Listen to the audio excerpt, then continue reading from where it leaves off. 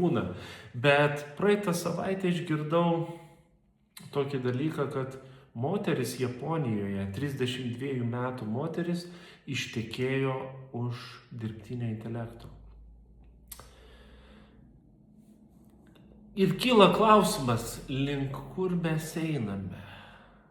Atrodo, iki tokio lygio jau nueiname, kad tas žmogaus vienišumas pasiekia tokį lygį, kad jau žmonės pradeda bendrauti su daiktais.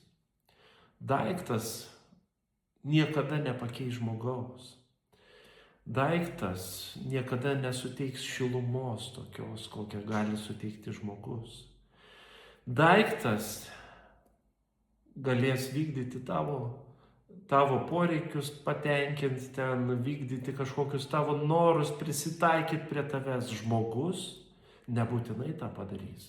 Žmonių santykiams reikia atsidavimo, rūpesčio, meilės.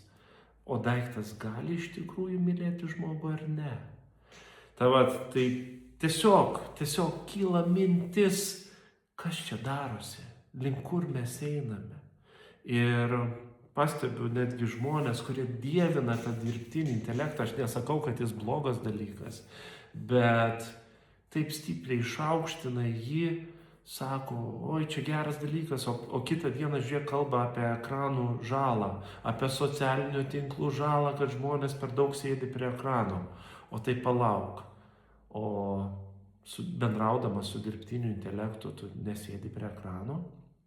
Ta moteris, žiūrėjau tą reportažą, 10 valandų per parą bendraudavo su savo tuo, kaip čia pavadinti, antrąją pusę. 10 valandų per parą, įsivaizduokit, kiek laiko žmogus atiduoda, kiek laiko praranda.